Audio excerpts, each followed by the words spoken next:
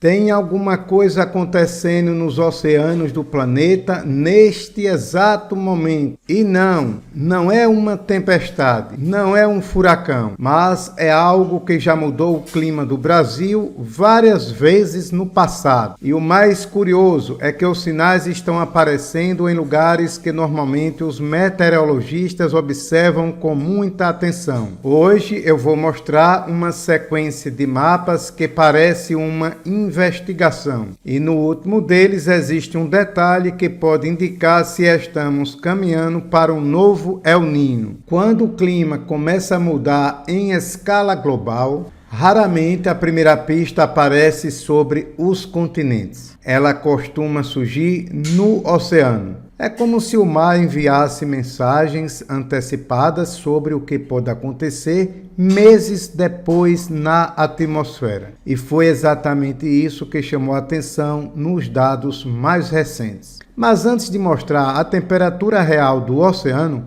existe um mapa que funciona como uma espécie de detector de anormalidades. E é nele que a primeira pista aparece. Olha agora este primeiro mapa. O que estamos vendo não é a temperatura do oceano, é a diferença em relação ao normal. As áreas em vermelho indicam águas mais quentes do que deveriam estar, e existe uma enorme faixa avermelhada ocupando boa parte do Pacífico Equatorial, justamente a região que costuma ser monitorada para identificar eventos de El Niño. Mas aqui existe um detalhe importante. Nem toda água quente significa automaticamente El Niño. Por isso ainda não podemos tirar conclusões. Por enquanto temos apenas uma pista forte. Mas ainda precisamos confirmar se esse aquecimento está realmente organizado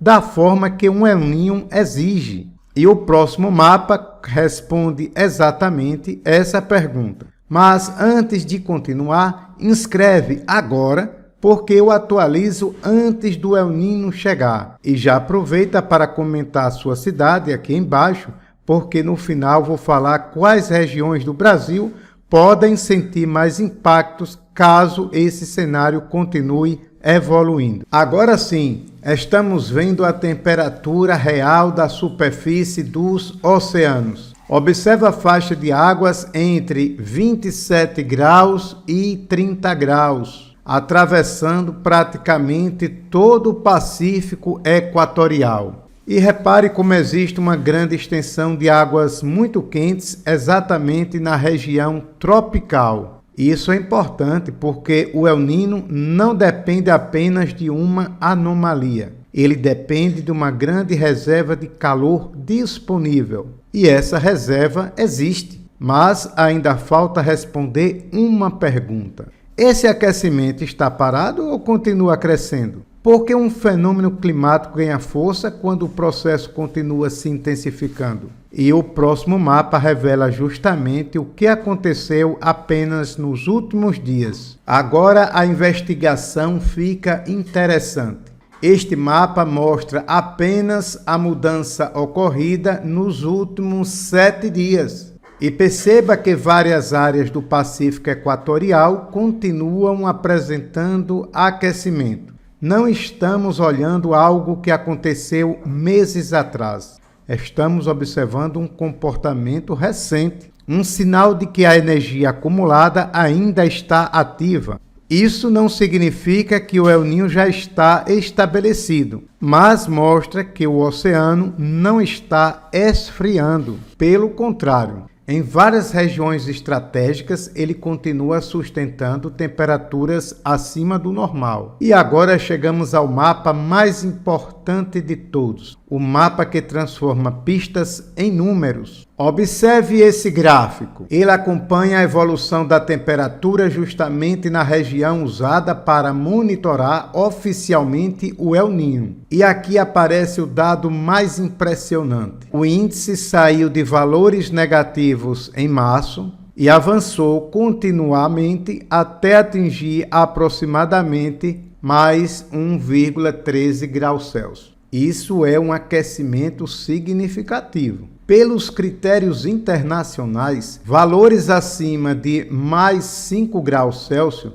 já entram em território favorável ao desenvolvimento de El Niño. Mas existe uma diferença importante entre um El Niño fraco, moderado e forte. Com os dados atuais, o cenário aponta para algo entre moderado e potencialmente forte, caso o aquecimento continue durante as próximas semanas. Mas ainda não é possível afirmar que um evento forte está garantido. O oceano está enviando sinais consistentes, porém a atmosfera ainda precisa responder a esse aquecimento. Se eu tivesse que traduzir os dados atuais em probabilidade, eu diria que existe aproximadamente 70% a 80% de chance de consolidação de um El Niño nos próximos meses, caso essa tendência persista. Quanto ao início, os sinais já estão surgindo agora.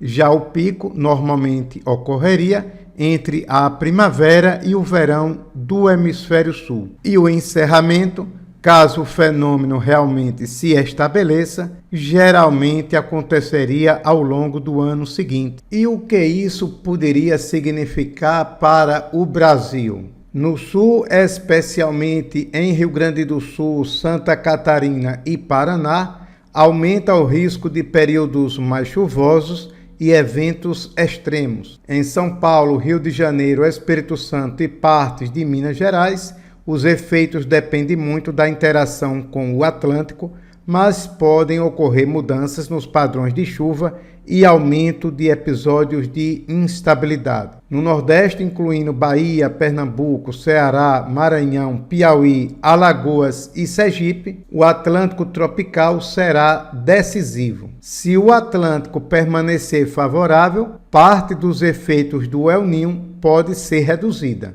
Mas se o Atlântico também colaborar negativamente, o risco de chuvas abaixo da média aumenta. Na região norte, incluindo Amazonas e Rondônia, costuma haver maior tendência de calor e redução das chuvas. Já em Goiás e Mato Grosso, os impactos podem aparecer principalmente na distribuição das chuvas durante a estação chuvosa. Ou seja, o Pacífico está claramente enviando sinais, mas o resultado final ainda dependerá da interação entre Pacífico, Atlântico e atmosfera. E é exatamente por isso que os próximos mapas serão tão importantes. O que vimos hoje não é uma confirmação definitiva, mas também não é um simples ruído climático. Os oceanos estão mostrando um padrão que merece. E se essa tendência continuar nas próximas atualizações, poderemos estar observando os primeiros capítulos de um novo episódio de El Niño. Então comenta sua cidade aqui embaixo, porque eu vou acompanhar a evolução desse cenário nas próximas análises. E inscreve agora, porque o próximo alerta sai assim que o radar atualizar.